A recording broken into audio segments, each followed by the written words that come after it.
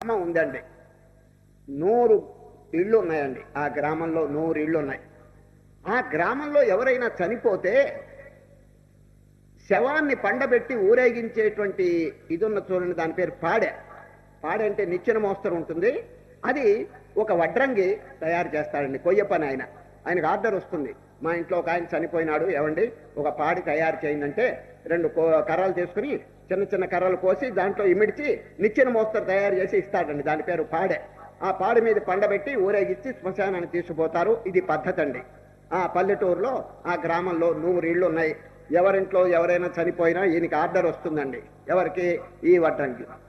ఆయనకి ఒకనాడు సంకల్పం కలిగింది, అందరూ తీర్థయాత్రలు చేసుకుంటున్నారే, లక్షణంగా వెళ్ళి తీర్థంలో స్నానం చేసి పుణ్యం కట్టుకుంటున్నారే, ఆ గంగలో గైలో అంత క్షేత్రాలు సందర్శి, నేను ఎందుకు వెళ్ళకూడదు, నేను కూడా తీర్థయాత్ర చేస్తే ఎంతో పుణ్యం సంపాదించవచ్చు కదా అని 1 సంవత్సరం ప్రోగ్రాం వేసుకున్నాడండి. కాశీకి వెళ్ళాలి, గయకి వెళ్ళాలి, ఇక్కడ తర్వాత కావేరి, ఇవన్నీ వేసుకున్నాడండి ప్రోగ్రాం సంవత్సరం. మరి ఎవరైనా చనిపోతే పాడి కట్టే పని ఇంకెవరికి తెలియదండి, ఎవరికి తెలియదు. వీళ్ళ వంశ పరంపరే ఇది అలవాటు అయిపోయిందండి. మరి వీడు కనుక ఎక్కడికైనా వెళ్ళిపోతే, ఎవడైనా అకస్మాత్తుగా చనిపోతే పాడి కట్టేవాడు ఎవడు చెప్పండి? అది ఆలోచించాడండి. మరి సంవత్సరం వరకు రాడు కదా, సంవత్సరం వరకు ఎవరు చావరనే గ్యారంటీ ఏమిటి అని ఆలోచించినాడు. ఎట్లా ఇది నా వృత్తి కదా, కుల వృత్తి, నేను సంవత్సరం వరకు వెళ్ళిపోతే ఏ ప్రమాదం జరుగుతుందో ఎవరికి తెలుసని ఏం చేశాడు తెలుసండి? 100 ఇళ్ళు కదండి, 100 పాడెలు తయారు చేశాడండి. 100 పాడెలు చేసి గ్రామస్తులందరినీ సమావేశపరిచాడండి. మీటింగ్ చేసినాడు. అందరూ వచ్చి కూర్చున్నారు.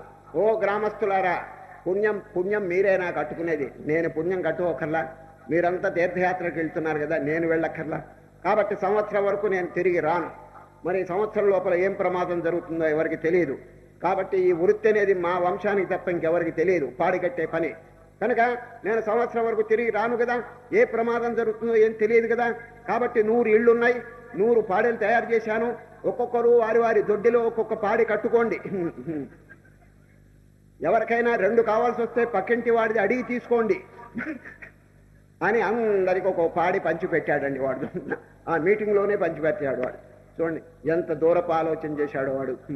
శ్రీకృష్ణ పరమాత్మ ఈ విశ్వరూపంలో చూపించడానికి ఇదే కారణం అండి. ప్రతి వారు వర్తమాన కాలంలో ఉంటున్నారే కానీ భవిష్యత్ కాలంలో వారు ఉండటం లేదండి, ఉండి తీరాలి. మానవుడు ఉన్నతిని పొందాలంటే, జ్ఞానం పొందాలంటే, what becomes of my future అది చెప్పండి. ఈ శరీరం ఏమైపోతుంది? ఇప్పుడు చూడండి, అంత అందంగా ఉన్నది, శుభ్రంగా ఉన్నది, ఎల్లప్పుడూ ఇట్లా ఉంటుందా చెప్పండి?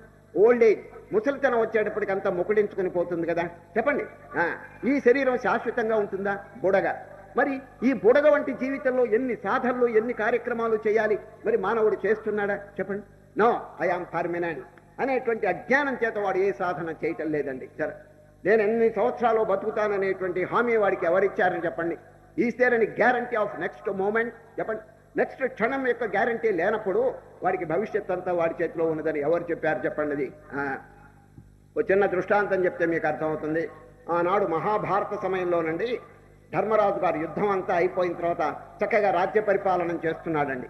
రాజ్య పరిపాలన చేస్తుంటే ఒక బీదవాడు వచ్చి ధర్మరాజు గారిని అడిగాడండి, ఓ దేవా, ఓ రాజా, నా ఇల్లు తుఫాను గాలి కొట్టుకుపోయింది, 2 దూలాలు సహాయం చేయండి, కొయ్య దూలాలు, నేను డబ్బు లేనివాడిని, బీదవాడిని అని ప్రార్థన చేస్తే ధర్మరాజు ఏమన్నాడు తెలుసుండి?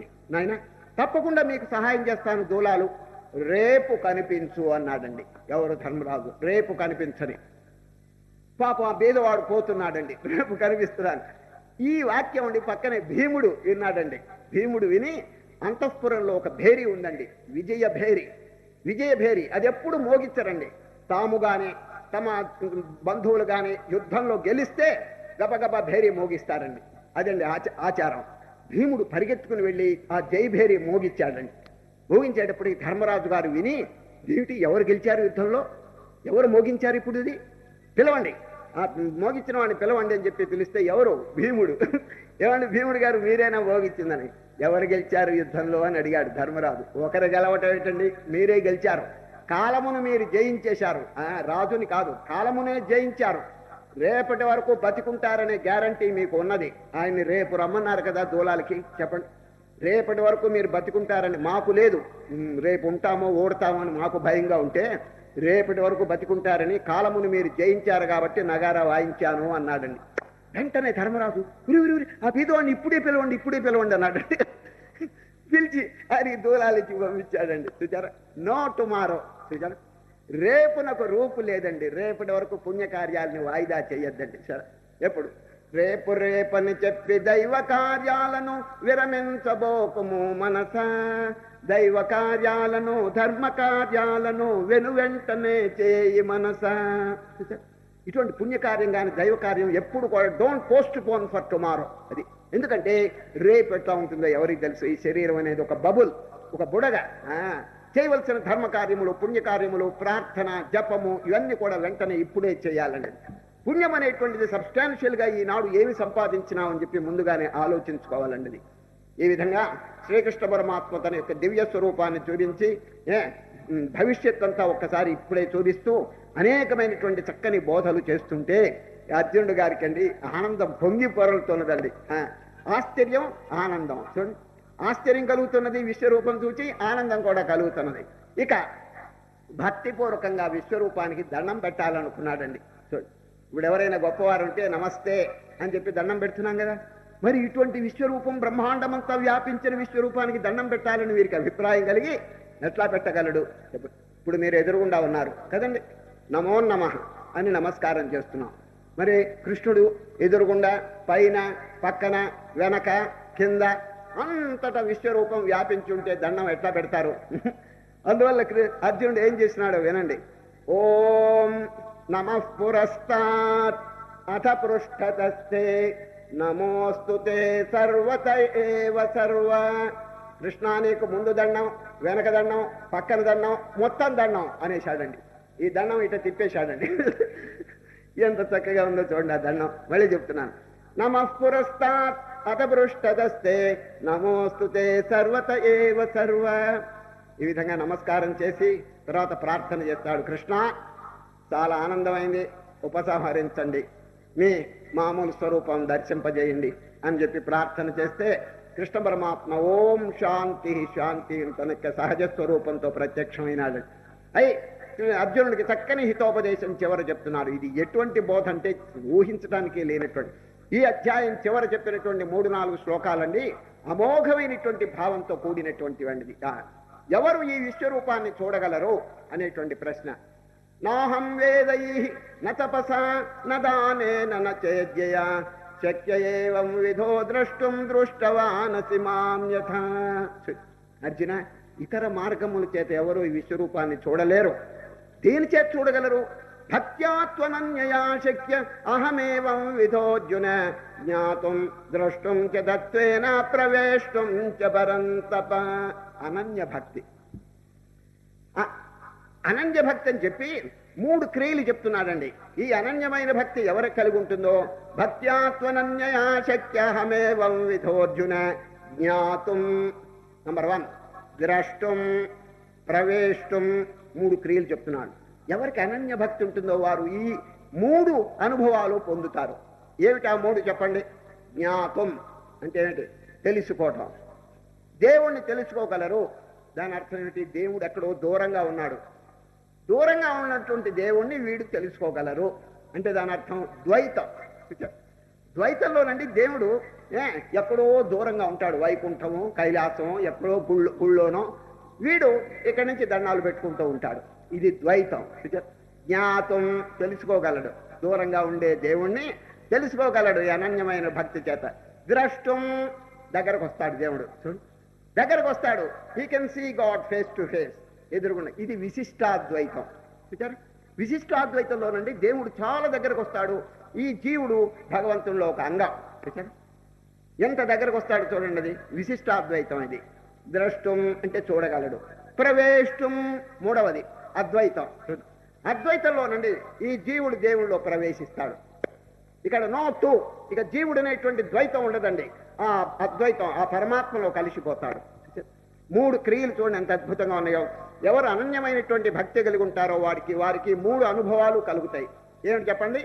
జ్ఞాతం, ముందు దేవుణ్ణి తెలుసుకుంటాడు. ద్రష్టం, దేవుణ్ణి చూడగలుగుతాడు. ప్రవేశం, భగవంతునితో ప్రవేశిస్తాడు. అంటే ఇది ఇక రెండవ వస్తువు ఉండదండి, దేవుళ్ళలోనే ఐక్యం అయిపోతాడు వాడు. ఈ మూడు, ద్వైతం, విశిష్టాద్వైతం, అద్వైతం, ఈ హిందూ మతంలో ఒక సారాంశం అంతా ఈ మూడేనండి. సరే, ప్రారంభ స్థితిలో చాలా మంది ఈ ద్వైతంలో ఉంటారండి.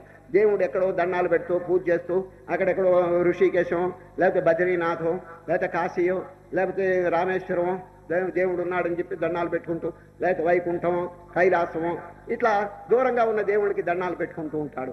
ఇది ద్వైతం అండి. సరే, నెమ్మదిగా ఏమవుతుందంటే మనస్సు భక్తిలో ఎక్కువగా ప్రావీణ్యం పొందేటప్పటికీ ఇక దేవుడి దగ్గరకు వస్తాడండి. సార్, దగ్గరకు వచ్చి దేవుళ్ళో ఒక అంగం, అంగీభావం. దేవుడు ఒక చెట్టు అయితే జీవుడు ఒక కొమ్మ, దేవుడు ఒక శరీరం అయితే జీవుడు ఒక చెయ్యి, ఒక అంగం, దేవుడు ఒక సముద్రం అయితే జీవుడు ఒక తరంగం. ఈ విధంగా అంగీభావంగా తయారవుతాడు విశిష్టాద్వైతంలో. సరే, భగవంతుడు ఇంకా సమీపానికి వస్తుంది. ఇక అద్వైతమా, ఇక చెప్పవలసిన పని లేదు. జీవ శివ శివో జీవ సజీవ కేవల శివ. ఇక రెండవ వస్తువు లేదండి, ఒకే స్వరూపం. ఇక భగవంతుడు, భక్తుడు, లేక గురువు, శిష్యుడు అనేటువంటి డిఫరెన్సే ఉండదు. శిష్యుడు గురువులు ఐక్యం అయిపోతాడండి. సరే, దీన్ని పెద్దలు మ్యాథమెటికల్గా చెప్పారు. సంక్షేపంగా ఒక వాక్యం చెప్తున్నాను. ఈ మూడు మన మతం యొక్క ప్రధానమైనటువంటి అంగములండి. ద్వైతము, విశిష్టాద్వైతము, అద్వైతము. ద్వైతం అంటే ముందు తెలుసుకోండి. 2 సర్కిల్స్, సర్కిల్స్ అంటే వృత్తం అంటారు, లేక సున్నా.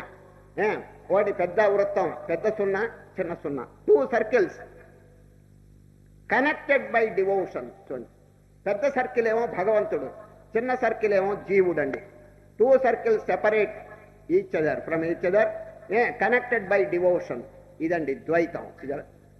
తర్వాత విశిష్టాద్వైతం ఏమిటంటే 2 సర్కిల్స్ కాదండి, small circle within the big circle, motion regulated by the big circle.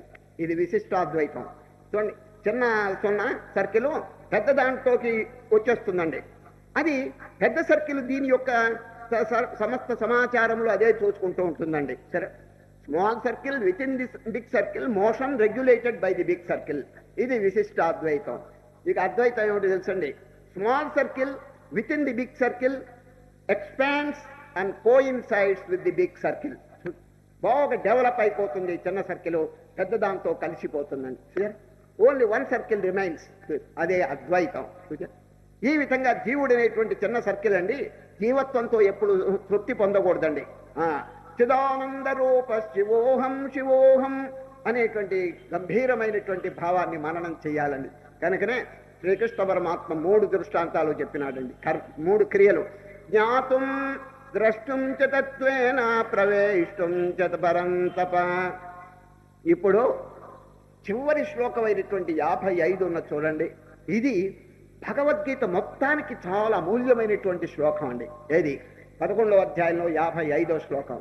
మీకెట్టా తెలుసునని అడిగితే శంకర భగవత్పాదుల్ని శిష్యుడు అడుగుతాడండి, గురుదేవా మీకు భగవద్గీత 700 శ్లోకాలు కంఠస్థంగా వచ్చు కదా, మీ దృష్టిలో ఈ 700 శ్లోకాల్లో ఇంపార్టెంట్ వర్స్ ఏదో ఒకటి చెప్పండి అని శిష్యుడు శంకరాచార్య వారిని అడిగితే ఈ శ్లోకం చెప్తాడండి. శంకరులు ఏలు పెట్టి చూపిస్తాడు. ఏది 55. మత్కర్మ కృన్మత్పరమో మద్భక్త సంగవర్జిత నిర్వైర సర్వభూతేషు యస్సమామేతి పాండవ. నేను అర్థం చెప్తున్నాను వినండి. మొదటి పాదం అండి అన్ని సాధనలు చెప్తున్నాడండి. అసలు ముందు ఇది ఎవరు చెప్పినారంటే ఇది ఏలు పెట్టి చూపించడం ఎవరంటే శంకర భగవత్పాదులు. ఈ శంకరుల యొక్క గొప్పతనం ఏమిటి తెలుసండి, బ్రెయిన్ ఆఫ్ శంకర అని చెప్తారండి. బ్రెయిన్ ఆఫ్ శంకర ఎందుకనగా ఇంతవరకు మేధాశక్తి కలిగిన మహనీయులు అనేక మంది జన్మించినారు, కానీ ఫస్ట్ మార్కు కొట్టినటువంటి మహనీయుడండి వేదవ్యాస మహర్షి. ఇంతవరకు అనేక మంది ఎన్లార్జ్మెంట్ ఆఫ్ బ్రెయిన్, బ్రెయిన్ అంటే మేధాశక్తి ఎక్స్పాండ్ అయిన మహనీయులు చాలా మంది ఉద్భవించినారు, కానీ ఫస్ట్ మార్క్ అండి వేదవ్యాస మహర్షి. సెకండ్ మార్క్ అండి శంకర భగవత్పాదులు. థర్డ్ మార్క్ అండి విద్యారణ్య స్వామి. ఇక తర్వాత ఇంక అందరూ వస్తారండి. ఒక ఊళ్ళో జరిగిన విషయం చెప్తాను. ఒక రైతు ఉన్నాడండి, ఎకరం పొలం ఉందండి ఊరు బయట. ఆ ఎకరంలో వరి కానీ జొన్న కానీ ఇతర ధాన్యాలు వేయటం లేదండి, చెరుకు. ఆ కొంతకాలం వేసాడు, చెరుకులో కూడా పెద్ద ఇది లేకపోతే ద్రాక్ష పెట్టాడండి. ద్రాక్ష పెడితే మంచి లాభాలు వస్తున్నాయండి వాడికి. అందుచేత ఎంత ఖర్చు అయినప్పటికీ బాగా దున్నిస్తాడండి. 500 రూపాయలు పెట్టి దున్నిస్తాడు వాడు ఒక ఎకరాన్ని. బాగా దున్నించి ద్రాక్ష విత్తనం దాంట్లో పెడతాడు. గుత్తులు గుత్తులు కాసి వాడికి ఎంతో ఆదా వస్తున్నదండి. వారి కుటుంబానికి కాకుండా ఇంకా మిగిలిపోతున్నదండి డబ్బు. అప్పుడు ఈ విధంగా జరుగుతుంటే ఏమైంది తెలుసండి, ఆ గ్రామంలో 2 పార్టీలు ఏర్పడి కొట్లాడుకున్నారండి. ఒక పార్టీలో ఈ రైతు చేరాడండి. చేరి అవతల పార్టీని కొట్టారు. వాడు సీరియస్గా దెబ్బలు తగిలిని అందరినీ అరెస్ట్ చేసి విచారణ చేసి వీడికండి 2 సంవత్సరాలు జైలు శిక్ష వేశారండి. ఎవరికి? రైతుకి 2 సంవత్సరాలు జైలు శిక్ష వేస్తే జైల్లో కూర్చున్నాడు. ఇంటి దగ్గర ఎట్లా గడుస్తుంది చెప్పండి కుటుంబం? భార్య చాలా దుఃఖిస్తున్నది. 500 రూపాయలు ఉంటే కానీ ద్రాక్ష తోట దున్నటానికి లేదే, దున్నకపోతే విత్తనం వేసినా కూడా నిరుపయోగమే. ఆయన గారు వెళ్ళి అక్కడ కూర్చున్నాడు. ఎట్లా అని చెప్పి ఆలోచిస్తూ భర్త గారికి ఉత్తరం రాసిందండి జైల్లో. ఏమండి, మీరు చేయరాని పని చేసి అక్కడ వెళ్ళి కూర్చున్నారు, కుటుంబ విషయం ఏమంటారు? 500 రూపాయలు క్యాష్ ఉంటే కానీ దున్నటానికి లేదే, ఇప్పుడు ఎక్కడి నుంచి తేగలను నేను? తిండికే లేకుండా అవస్థపడుతుంటే మీరు వెళ్ళి అక్కడ కూర్చున్నారే, ఏదైనా ఉపాయం చెప్పండి అని రాసిందండి. భర్త గారు జైల్లోంచి జవాబు ఇచ్చాడు, అమ్మా నీవేం దిగులు పడద్దు, మన పొలానికి ఈశాన్య భాగంలో తవ్వి చూడు, ఒక బంగారపు చెంబు దాచిపెట్టాను నేను అన్నట్టు. బంగారపు చెంబు అక్కడ ఈశాన్య భాగంలో దాచిపెట్టాను, అది తవ్వుకుని దాన్ని అమ్ముకుని లక్షణంగా మీ కుటుంబాన్ని అవన్నీ కూడా చక్కగా పోషించుకోండి అని చెప్పి అక్కడి నుంచి జాబు రాశాడండి. ఎవరు? భర్త. అయ్యా, మనం జాబులు రాస్తే ఎవరు చదవరు, కానీ జైల్లో రాస్తే దొంగలు అది సూపరింటెండెంట్ చదువుకుంటాడండి ముందుగా. ఆ సూపరింటెండెంట్ చదివితే బంగారపు చెంబు లక్షలు ఖరీదవుతుంది. ఎక్కడి నుంచి వచ్చింది ఈ గోల్డ్? ఈ కంట్రోల్ ఉంది కదా, అది ఎక్కడి నుంచి సంపాదించాడు ఇంత బంగారం? తెలుసుకుంటే మంచిదని అసలు ఆ చెంబు ఎట్లా ఉన్నదో చూడాలని 10 మంది పోలీసు వాళ్ళు 10 మడకలంటే నాగేళ్లు తీసుకుని బయలుదేరాడండి. తీసుకుపోయి ఎకరం అంతానండి అడుగు లోతు దున్ని పారేశాడండి. 4 సార్లు బాగా దున్నాడండి. దున్నితే బంగారపు చెంబు లేదు, పాడు లేదండి, దొరకలేదండి. ఇంకా దొరకపోతే ఏం చేస్తారు? పోలీసులు వెళ్ళిపోయినారండి. భార్య గారు జాబు రాసింది, ఏమండి ఒక్క పైసా ఖర్చు లేకుండా పోలీసులు దున్ని పారేశారు అన్నారు. ఆయన జవాబు ఇచ్చాడు, లక్షణంగా పైరు పెట్టుకుని బతకండి అన్నాడు. బతకండి. చూడండి, వాడు జైల్లో కూర్చుని పోలీసుల చేత పని చేయించాడు. చూడండి వాడికి ఎంత నాక్కు, ఎంత జిత్తు చూడండి వాడికి. అసలు బంగారపు చెంబా పాడా ఏమీ లేదండి. ఇదంతా ఎందుకు చెప్పినానంటే, ఎంత దున్నితే అంత ఫలితం వస్తుందన్నది. కనుకనే క్షేత్రం అనేటువంటి పదం చాలా సమయోచితంగా ఉందండి. ఏది?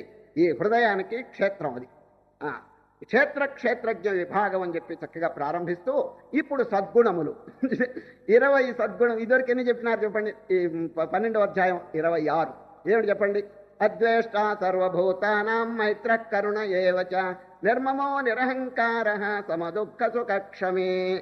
ఈ విధంగా 26 చెప్పినారు. ఇప్పుడు కొత్త లిస్టు ప్రారంభం అవుతున్నదండి. చూడండి, అమానిత్వమదంభిత్వం అహింసా క్షాంతిరార్జవం. ఇదంతా ఎందుకో తెలుసునండి, క్యారెక్టర్ బిల్డింగ్. అది without the building of character it's impossible to realise God. దేవుణ్ణి పొందాలని అందరికి అభిలాష ఉంది కానీ, but what is the way to reach God చెప్పండి. ఇప్పుడు శ్రీకృష్ణ పరమాత్మ జ్ఞానము జ్ఞేయం అని చెప్తాడు. జ్ఞేయం అంటే గాడ్, దేవుడు అనగా జ్ఞేయం. జ్ఞానము the way to reach God. అందరూ దేవుడు అని చెప్పి నాకు కావాలి దేవుడు అని చెప్పి అంటున్నారు కానీ, but how to reach God?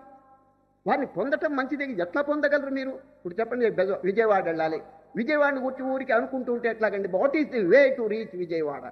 అదండి ముఖ్యం మనకి. కనుక నేను శ్రీకృష్ణ పరమాత్మ వే చెప్తున్నాడు, దారి ఏమిటి? Purification of heart. అది హృదయ పవిత్రత కోసం కొన్ని చక్కని గుణాలు నిన్న 12వ అధ్యాయంలో చెప్పినారు. ఇప్పుడు 13వ అధ్యాయంలో మళ్ళీ కొత్త లిస్టు చెప్తున్నారు. అవి కనుక ఆలోచించి మన హృదయాన్ని పవిత్రం చేసుకుంటే ఎనఫ్, అంతే. ఇంకా కొత్తగా ఏమి లేదండి మోక్షానికి మార్గం. ఈ మనస్సు నిర్మలం అయితే చాలు.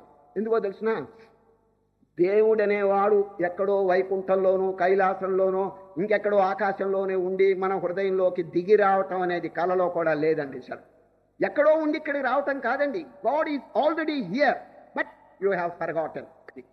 జీవుడు మర్చిపోయినాడండి. దేవుడు లేకపోతే అసలు జీవుడు మాత్రం ఎట్లా వస్తాడు చెప్పండి? జీవుడు దేంతో ఏర్పడ్డాడు? శరీరము, మనస్సు, ఆత్మ. ఈ 3 ఉంటే గానీ ఒక ఎంటిటీ, ఒక జీవుడు అనేవాడు ఏర్పడటానికి లేదండి. దేర్ఫోర్ దేర్ మస్ట్ బి ఆత్మ. దేవుడు అనేవాడు తప్పకుండా ఉండి తీరాలి ఒక వ్యక్తిలో. మరి ఆ దేవుడు ఇంత సమీపంలో ఉండి కూడా ఎందుకు తెలుసుకోలేకపోతున్నాడు వాడు చెప్పండి? బాహ్యమైనటువంటి ఎన్నెన్నో క్రియాకలాపాలు చేస్తున్నాడు కానీ ఈ నియరెస్ట్గా ఉండి తన స్వరూపంగానే ఉన్నటువంటి దేవుని ఎందుకు తెలుసుకోలేకపోతున్నాడు? కారణం without there is no purity. ఇది అర్థం మంచిదేనండి, కానీ దుమ్ము చేత కప్పబడింది. అందుచేత శరీరం మన మనస్సులోనండి ఏ విధంగా తయారు చేసుకోవాలంటే దుర్గుణములు లవలేశం కూడా లేకుండా అన్ని సద్గుణములు ఉండాలి. సద్గుణములు ఉంటే అక్కడే మోక్షం. చూచారు, వశిష్ఠ మహర్షి రామునికి చెప్తున్నాడు, నమోక్షో నవసపృష్ఠే పాతాళే నచ భూతలే మోక్షో హి చేతో విమలం సమ్యజ్ఞాన విబోధితం. రామచంద్ర, మోక్షం ఎక్కడో ఇతర చోట ఉన్నదని అనుకోబాక, నిర్మలమైన మనస్సే మోక్షం అని చెప్పి ఘంటాపదంగా చెప్పినాడు ఎవరు? వశిష్ఠ మహర్షి. దేర్ఫోర్ మన కర్తవ్యం ఏమిటి? Not to realise God but to make our mind pure. మన మనస్సును నిర్మలంగా చేసుకుంటే చాలండి. ఒక చిన్న దృష్టాంతం చెప్తాను. పూర్వకాలం ఒక రాజు ఉండేవాడండి. అందరు రాజులు మోస్తరు కాదండి, భగవద్గీత ఎప్పుడు చదువుతూ ఉంటాడండి ఆ రాజు. పూర్వపు జన్మ సంస్కారం చాలా బాగుంది, ప్రతిరోజు గీతాపారాయణం చేస్తుంటాడు. ఆయనకు ఒక సంకల్పం కలిగింది. ఏమిటంటే, ఆనాడు యుద్ధక్షేత్రంలో రథం మీద కూర్చుని కృష్ణ పరమాత్మ అర్జునుడికి బోధిస్తున్నటువంటి దృశ్యం నా ఇంట్లో గనక చిత్రం వేసుకుంటే బొమ్మ ప్రతిరోజు దర్శనం చేసుకుని గీతా దర్శనం ఎంతో ఆనంద పొందుతాననే అభిప్రాయం కలిగిందండి. ఎవరికి? ఈ రాజుగారికి. వెంటనే మంత్రిని పిలిచాడు. మంత్రి గారు, మన దేశంలో ఉన్నటువంటి పెయింటర్స్ అంటే చిత్రకారులందరినీ పిలిచి పరీక్ష పెట్టండి. ఇద్దరిని ఎన్నుకోండి. ఫస్ట్ మార్క్ బాగా వచ్చినటువంటి వారిని హేమాహేమీలు ఇద్దరిని ఎన్నుకోండి, ఎగ్జామినేషన్ పెట్టండి, ఆ ఇద్దరిని నా దగ్గర పట్టరండి అన్నాడు ఎవరు? రాజుగారు.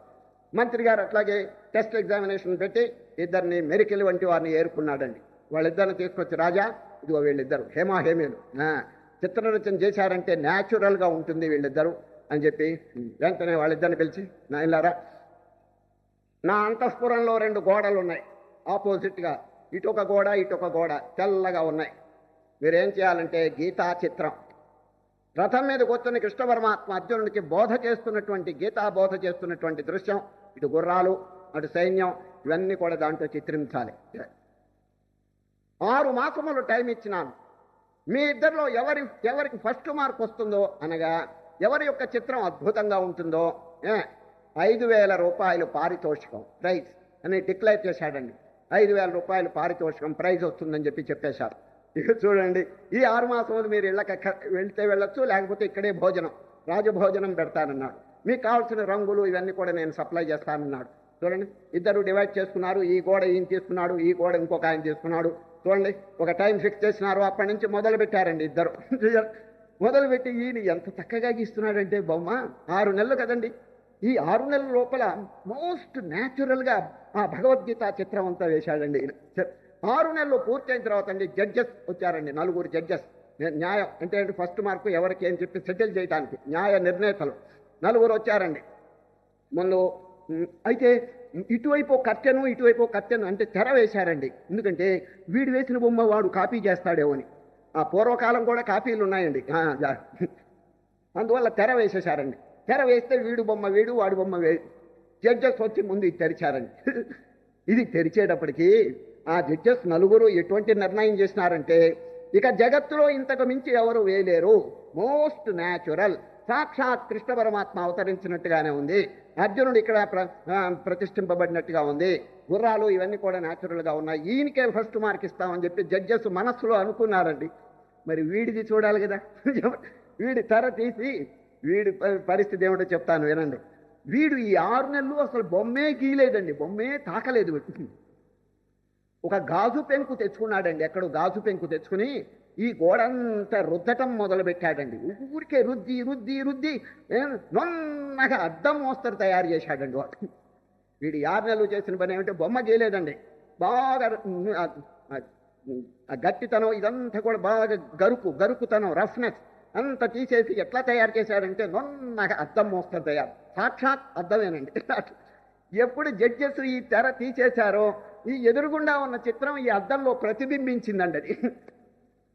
అప్పుడు జడ్జెస్ అనుకున్నారు, ఆహా వండర్ఫుల్ వండర్ఫుల్, వీడు గోడ మీద వేశాడు, వీడు గోడ లోపల వేశాడు రా, వీడు రంగులతో వేశాడు, వీడు రంగులు లేకుండానే వేసి పారేశాడు రా వీడు. This fellow gets the first mark అన్నారండి వాళ్ళు. ఈయనకి ఫస్ట్ ప్రైజ్ ఇచ్చి పంపించారండి. చూచారా ఏమిటండి వీడు చేసిన పని? ఏమైనా బొమ్మ గీశాడా? ఏమీ లేదు, గోడను శుద్ధం చేశాడు. అదేవిధంగా బొమ్మ అనేది ఆల్రెడీ ఇక్కడ ఉన్నదండి. మన హృదయంలో బొమ్మ అనేది గీయవలసిన పని లేదు. కృష్ణుడు అక్కడే ఉన్నాడు. మీకు ప్రమాణం ఏంటి? సర్వస్య చాహం హృది సన్నివిష్టో మత్తస్మృతిర్జ్ఞానమపోహనంచ. భగవద్గీతలో చూడండి, సమస్త శరీరములో నేను సాక్షిభూతంగా ఉన్నానని గీతలో చెప్పారు కదా. ఉపనిషత్తులు ఏం చెప్తున్నాయి? స్వశరీరే స్వయం జ్యోతి స్వరూపం సర్వసాక్షిణం. స్వశరీరే, నీ శరీరంలోనే సాక్షిభూతంగా ఉన్నాడు అని చెప్పి ఘోషిస్తున్నాయి ఉపనిషత్తులు. ఎవరు చూడగలరు? క్షీణదోషా ప్రపశ్యంతి నేతరే మాయయావృత. పాపం తొలగిన వారు చూడగలరు చెప్పి ఉపనిషత్తులు చెప్తున్నాయి. కనుక మనస్సును నిర్మలం చేయటం ఇప్పుడు మనం చేయవలసిన పని. అందుకని శ్రీకృష్ణ పరమాత్మ ఈ మనో నైర్మల్యం కోసం 20 సుగుణములు చెప్తున్నారు. దాని గురించి విచారణ చేస్తాం. ఈ అధ్యాయంలో సారభూతమైన ముఖ్యమైన విషయం ఇదేనండి. తక్కినవేది కొన్ని సంక్షేపంగా చెప్తాను. ముందు ఈ గుణాల గురించి బాగా నేర్చుకుంటాం మనం. చూడండి, ఎన్ని గుణాలు చెప్పండి? 20. అమానిత్వమదంభిత్వం అహింసాక్షాంతిరాజ్యవం ఆచార్యోపాసనం శౌచం స్థైర్యమాత్మ వినిగ్రహ.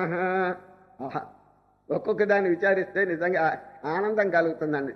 అమానిత్వం ఏమిటండి? అమానిత్వం అంటే జనులకండి అభిమానం, దేహాభిమానం, మమత్వం, అహంకారం ఘనీభవించి ఉన్నదండి అది. అందుచేత జనులకండి ఏమీ లెక్కలేదండి, నేను గొప్ప అనేటువంటి అభిప్రాయం వాళ్ళకి కలిగిందండి. సరే, ఎటువంటి వాడైనా పెద్ద ధనవంతుడు అనుకోండి, విద్యావంతుడు అనుకోండి, ఇంకా ఏదో సౌందర్యవంతుడు అనుకోండి, ఏమని అనుకుంటారు తెలిసిన? నేను ఈ ప్రపంచంలో అందరికంటే నేను శిరోమణి, నేను చాలా గొప్పవాడిని అని అనుకుంటారండి. ఒక చిన్న విషయం మీరు ఆలోచించండి, చెప్తాను. మానవుడు ఈ దేహం ఎంత గొప్పదైనప్పటికీ తర్వాత ఏమైపోతుంది చెప్పండి అది. ఒక రాజు ఏం చేసినాడు తెలుసండి?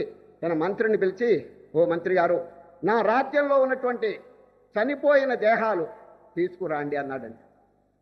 బతికున్న దేహాలు కాదు, చనిపోయిన దేహాలు తీసుకురాండి అన్నాడు. ఈ రాజుగారు 10 బళ్ళు వెంట తీసుకుపోయి దారిలో ఏది చనిపోయినా, చూడండి, కుక్క చనిపోయింది, కుక్క దేహం, దాంట్లో గాడిద చచ్చింది, గాడిద దేహం వేసుకున్నాడు. ఇంకో చోట పిల్లి, ఇంకో చోట ఎలుక, ఈ విధంగా చచ్చిన దేహాలన్నీ 5-6 బళ్ళలో వేసుకుని తీసుకొచ్చాడండి. ఎక్కడోనండి దారిలో శ్మశానంలో ఒక మనిషి శరీరం కూడా చచ్చిందండి. అక్కడ ఆ మనిషి శరీరం కూడా బండిలో వేసుకున్నాడు, తీసుకొచ్చాడండి. రాజా, మీ ఆజ్ఞను నేను శిరసా వహించినాను, ఇదిగో చచ్చిన దేహాలన్నీ మాకు కనిపించినని పట్టుకొచ్చాను. నాకు కాదు కానీ ఇవన్నీ మార్కెట్కి తీసుకుపోయి అమ్మేవాయి అన్నాడు. ఎవరు? ఈ బళ్ళ నిండా అన్ని శరీరాలు, చచ్చిపోయిన శరీరాలు, ఇవన్నీ తీసుకెళ్లి మార్కెట్లో అమ్మేయమన్నాడు. ఎవరు? రాజుగారు. మంత్రి గారు తీసుకుని వెళ్తే ఏమైందో తెలుసండి? మార్కెట్లో అందరూ అన్ని శరీరాలు కొన్నారే కానీ మనిషి శరీరం ఎవడు కొనలేదండి. ప్రతివాడు నాకొద్దు నాకొద్దు నాకొద్దు అని. ఇప్పుడు చూడండి, కోడి శరీరం పెరుక్కున్నాడు ఒక ఆయన, ఇంకొక ఆయన, ఎందుకంటే అవన్నీ ఉపయోగిస్తాయి. మనిషి శరీరం నాకొద్దు నాకొద్దు అని అందరూ తిరస్కరించారండి. చూడండి, ఆఖరికి ఒక్క మనిషి శరీరం మాత్రం బండిలో వేసుకుని తీసుకొచ్చాడు మంత్రి. రాజా, అన్ని శరీరాలు అమ్ముడు పోయినాయి, ఒక మనిషి శరీరం ఎవ్వరు కొనలేదు అన్నాడు. కొనకపోతే ఉచితంగా ఇచ్చేయమన్నాడండి. ఉచితంగా ఇచ్చేసేబో. మళ్ళా మార్కెట్కి వెళ్ళి, అయ్యా మీరేం డబ్బు ఇవ్వక్కర్లేదు, ఫ్రీగా తీసుకుపోయి ఇంట్లో దాచుకోండి అన్నారు అందరూ.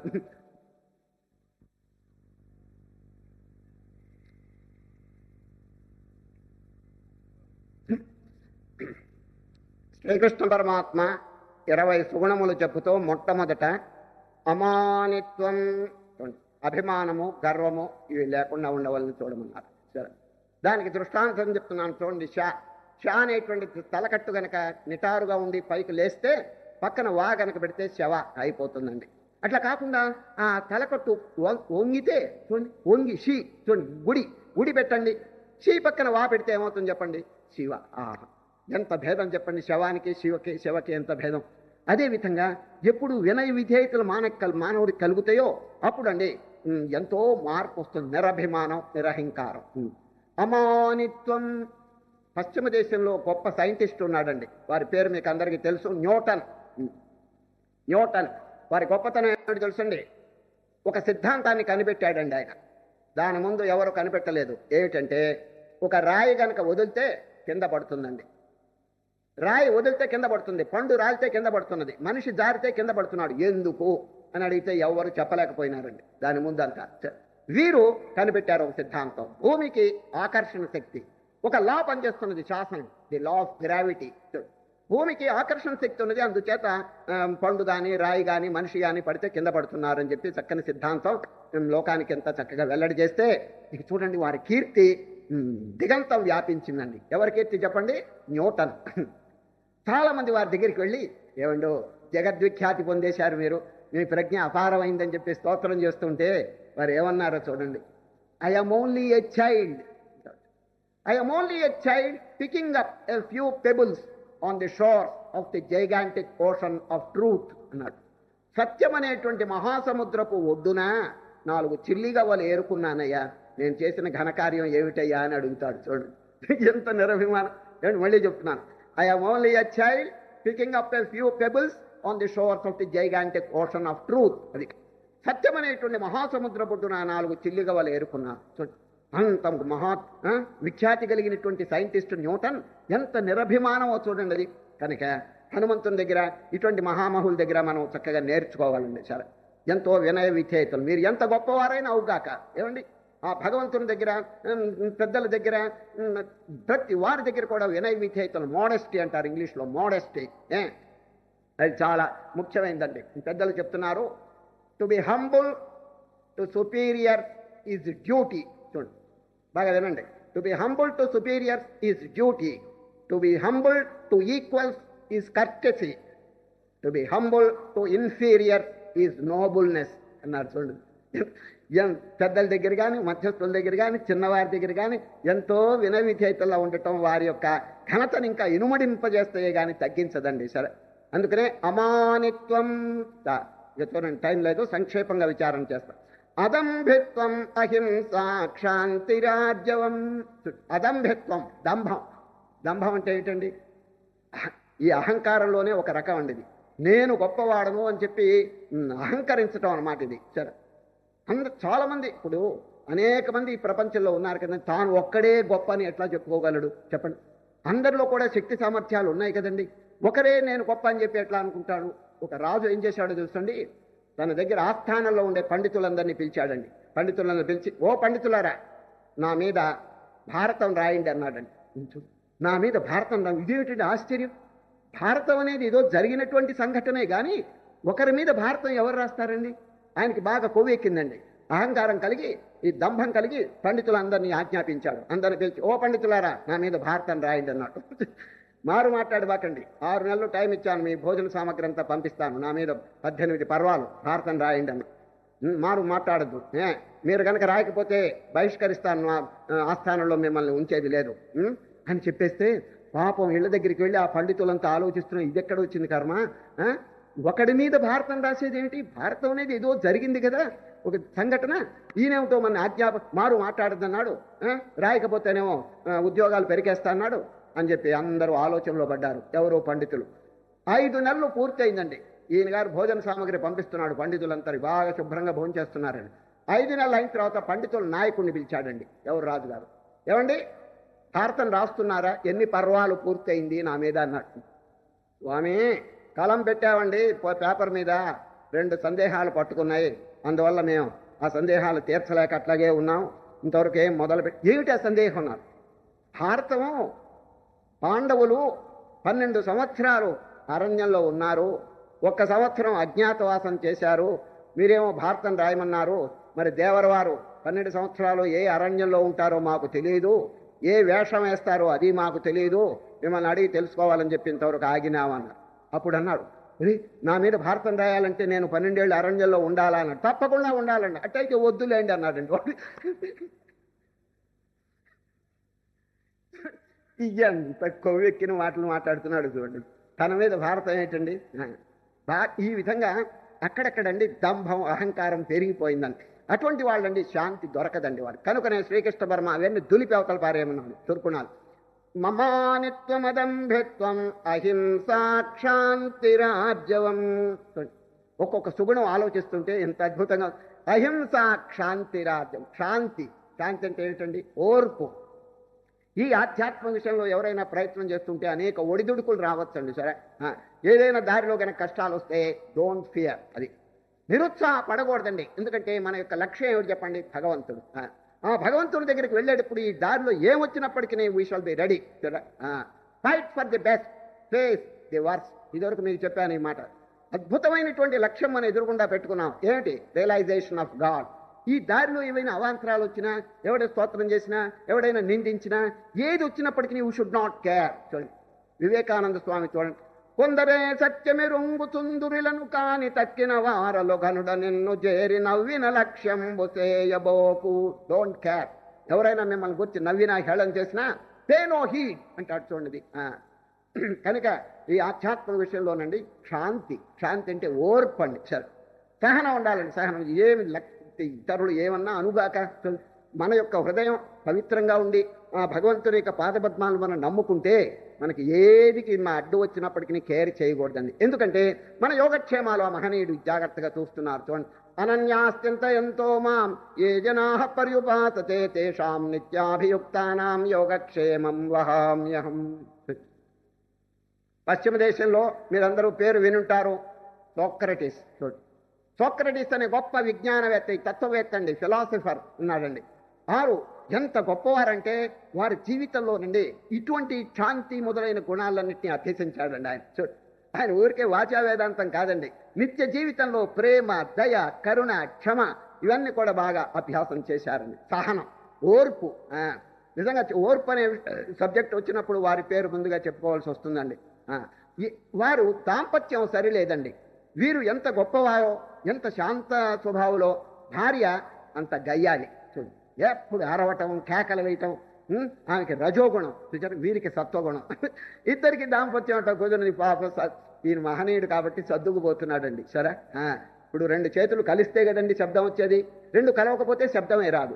అంచేత ఇంట్లో ఏ గొడవ కూడా రావటం లేదండి. ఆమె కేకలేసుకుంటుంది కానీ ఈయన మౌనంగా ఉండిపోతాడు.